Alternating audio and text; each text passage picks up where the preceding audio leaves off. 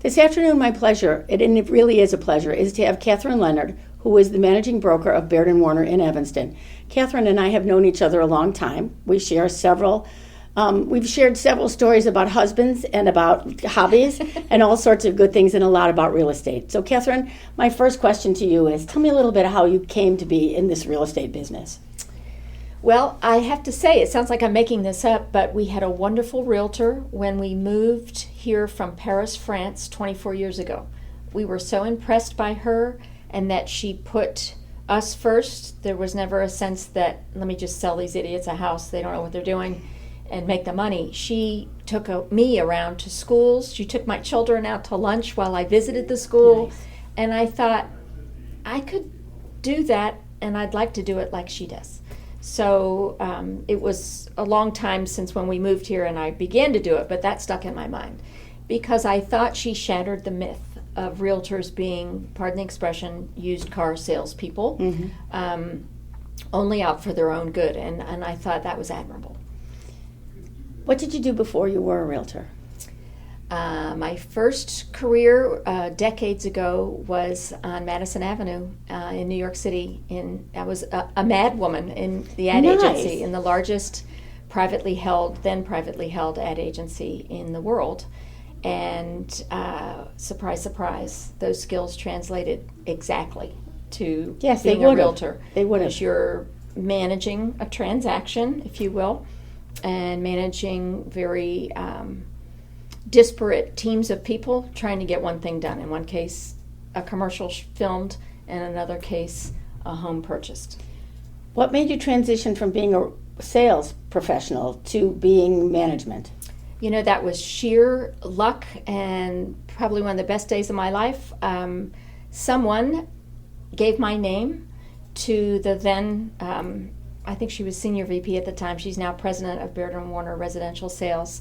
And she called me out of the blue and said, "You don't know me, there's an opening, and would that interest you?" And I said, "Absolutely." And when I met with her, I just realized, these are my people. We got along well, and then I got to go meet Steve Baird the next day, and that was it. I signed at the moment. So really, you've been with Baird & Warner a long time now. Yeah, 10 years. 10 years. Mm-hmm. My next question for you is then, managing an office, we're going to talk about it being a little more challenging in a few days. Yes, ma'am. But managing an office, even in the best of times, is challenging. What part of being a manager do you like the best? Let me try to think of an answer that doesn't sound, trite, because it's tempting to say, I really like helping people. I think hiring new agents and proving to them that we really mean what we say, that we really are going to be as supportive as we say we're going to be. Mm-hmm. And they seem almost bemused by the fact that we're all available and we're checking on them. How are you doing? How is it going? I teach some of the training classes, which is really, really rewarding. So I guess the new agent portion is my favorite. I like them too. They do what I tell them. That's why I really like them. They do what I tell them, and they don't argue with me. Yeah, you've heard between the lines of what I'm saying. Yeah. But I also like, it's kind of fun to watch them. Not all of them bloom, but it's kind of fun to watch the ones that do bloom. Right. Really, for doing that. Right now, we're in an interesting part in real estate. And I've been out teaching ABR classes. I'm sure you've been teaching about all of the issues that we're having here. I'm trying to think almost at this point, because I've been talking about this since last October. Right. Try to think a year from now. Mm-hmm.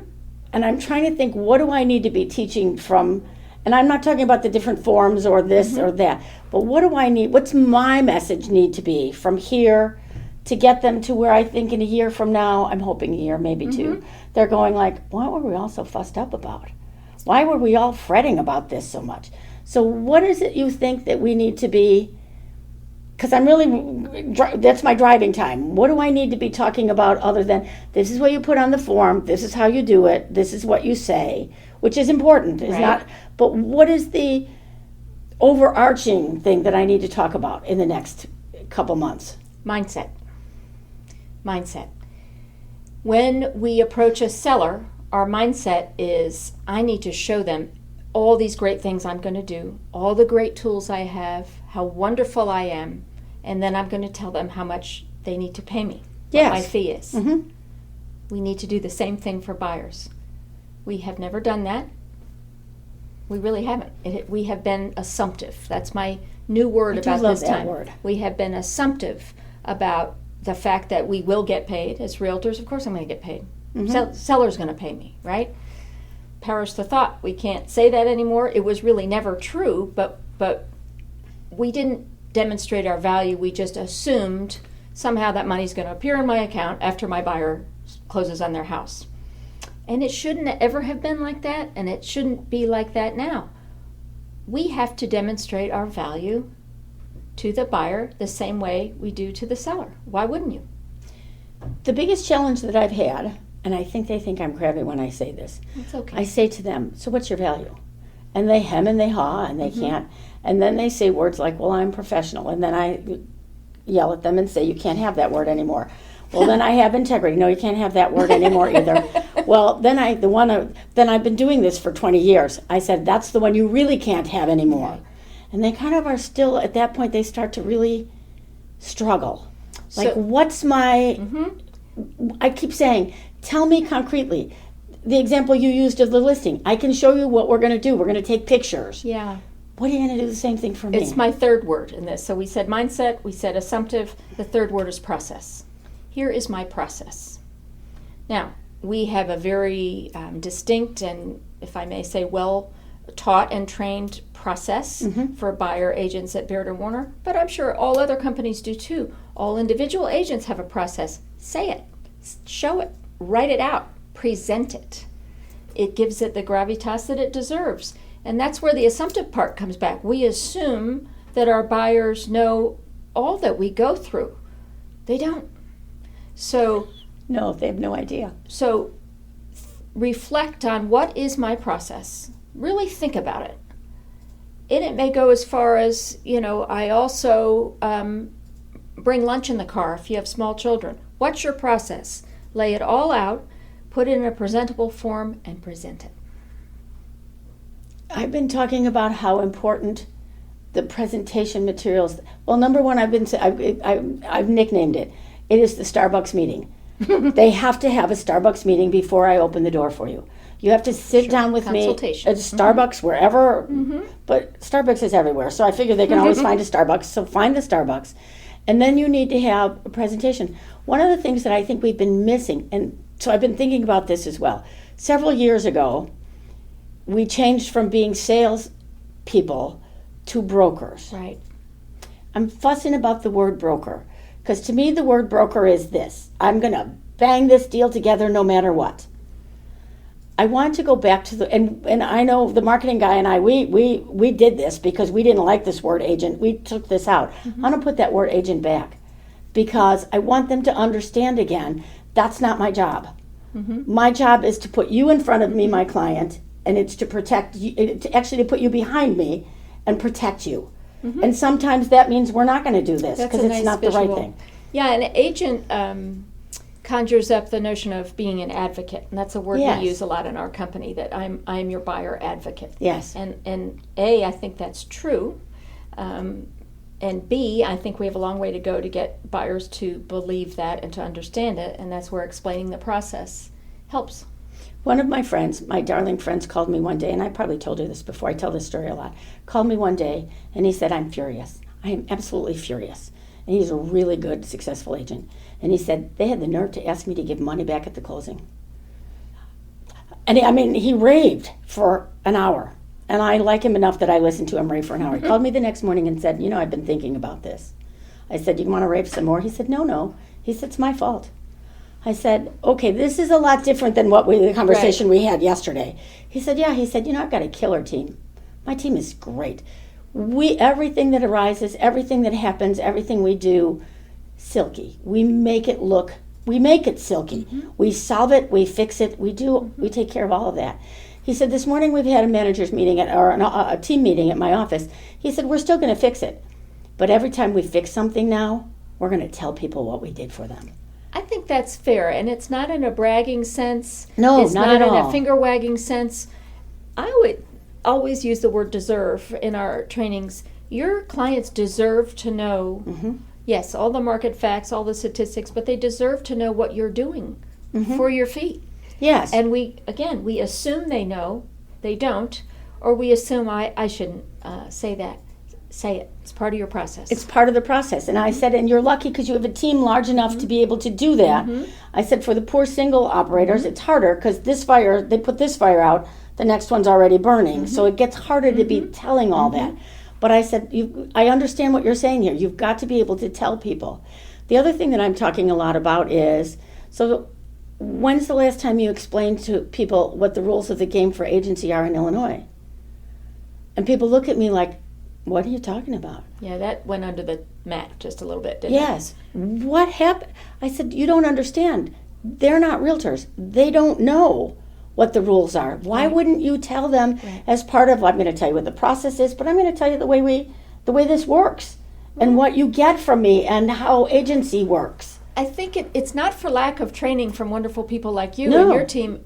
I think it's a sense on our part that really we're not valuable. We have this sense of, well, I shouldn't, they're not going to want to know about that, or we assume they do know about it, but we don't hold our heads high and say, welcome to my open house. I don't represent the seller. I'm here to be an advocate for any buyers, but I do not represent the seller. And here's a no agency form so that to protect you, should you feel inclined to share information that maybe isn't Exactly in your best right. interest.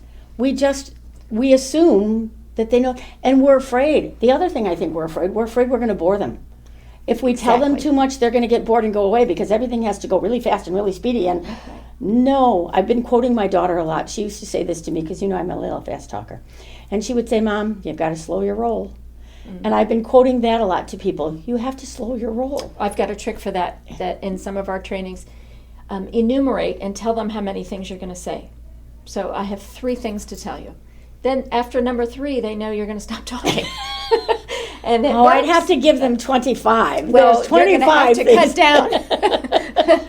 Yeah. But I think it also shows I have a process. I have 5 things that I do for my buyers. And before I onboard you as my exclusive client, I want to tell you what those 5 things are. Okay, tell me the 5 things. 5 things. I can do that. Because I really think that people have just gotten, and the other thing I've been saying is I would really like if these original meetings, at Starbucks, in person. Absolutely. And I get the question, well, can we Zoom them? I said, did you hear what I said? Starbucks, in person. Well, yeah, in an emergency situation when there's no other alternative, yes, I suppose you can Zoom them. But no, Starbucks, in person, where I look at you and you look at me and we share a cup of coffee. The temptation is somebody calls, I'd like to see 123 Main Street. Okay, fine, I'll meet you there in 10 minutes. Right. Because agents, especially when they're starting out, you're really desperate for that Yes. first or second deal, and you'll do anything. But I think part of this mindset shift is knowing your value and saying, that would be great. I would love to show you 123 Main Street, but I can't do that until we have our consultation. Won't take long, but I need to tell you the process. And of course, the end of the process is, please sign this buyer representation And I have agreement. like 7 steps. That's what I've been talking about. I've been out in the world saying, here are the 7 steps. Okay, And you I- have 7, 5. 5. Well, I talk more. But it's sort of like the resistance is, that's a lot of work that I might have to do. And they don't get any... On the part of the buyers? On the part of the agents. Part of the agents that I've got to go through that. Well, that'll take one deal they don't get, and then they'll be willing to do and the then they'll be consultation. willing... Yes, that's kind of what I think. But it's almost like we're going backwards in some ways. And we're going backwards to, when I started in real estate 25 years ago, you would come to my office, we would sit down, we'd look through the books, because I'm a book girl. We'd decide that on Saturday you're going to come back, and we're going to go see these 5 houses. And we would go see these 5 houses, and you'd come in the car with me, so we would bond in the car. Then we would talk badly about the house that we saw that had everything painted black with skulls on the walls. We'd roll our eyes about that and bond over that. But then we would have lunch together. I was going to say, I hope there's lunch in Yeah, there. we would have lunch together. And by the time we were done, we knew each other at least a little bit. Yeah. And that's what I think we're missing to some degree. This idea that we're going to be, if not friends, kind of at least friendly afterwards. It remains a relational business. Yes. It's more challenging now because the expectation is that it's going to go quickly. The digital world, I've seen the house online, let's go. And that's a mindset stumbling block I think that we have in front of us is to balance those two things. Yes. I need to slow it down, show you what we do, show you why I'm worth this, and then I'm happy to show it to you. That's going to be the trickiest part, in my opinion. And I don't even like the digital signatures because it precludes you from sitting here. But I guess we're showing our age and like the time of the but it business. also, there's something, there's some magic in the pen, in your fingers in the pen. I always laugh when people are sitting there and they're taking their notes when we're talking, and I want to say, put your computer away, get your pen and pencil out, because there are studies that have shown that if you will actually write your notes, you will remember them better. This somehow doesn't work the same way in your brain. Here's what I'm hoping, that all of this stuff we're talking about and all the big changes, it's going to bring it all back to a little bit more of this, where we are giving buyers, even if they think they want to rush and have you stop talking, what we're really doing is giving them attention, one-on-one attention that they deserve. And I don't think there'll be as much pushback against that as we think. I think also something you mentioned before, people have to, agents, brokers, salespeople, whatever you want to call them, have got to learn to say no. I'm sorry, if you don't want to work with me, it's okay. But this is the way that I work. I have a wonderful anecdote. I won't name her name, but she's a wonderful agent. And she did balance this business of, quick, we got to see this house right now. And she said over the phone, we're going to need to talk about this and sign a representation agreement, but I'm happy to show you. So she did a good thing. She balanced it. She met them there. The woman signed the representation agreement, standing there outside the house, and the man said, I'm not going to do that. And she politely said, I wish you well. She got in her car and drove away. Did they call her back? No. She knew how to say no, that this was not I think that we're worthy of her efforts and advocacy. And I would say, I would believe that with all my heart. That's a great way to end this, that you've got to believe in all your heart that you are worth. Absolutely. You and I don't have much trouble with that most days, I don't think. We kind of know what we're worth. There are moments, but most days we hold our There heads are always high. moments, yes. So anyway, Catherine, thank you so much for spending time with us. Me. This Always was nice. Enjoy it. Just a note, the views of our guests may not reflect the views of the North Shore-Barrington Association of Realtors.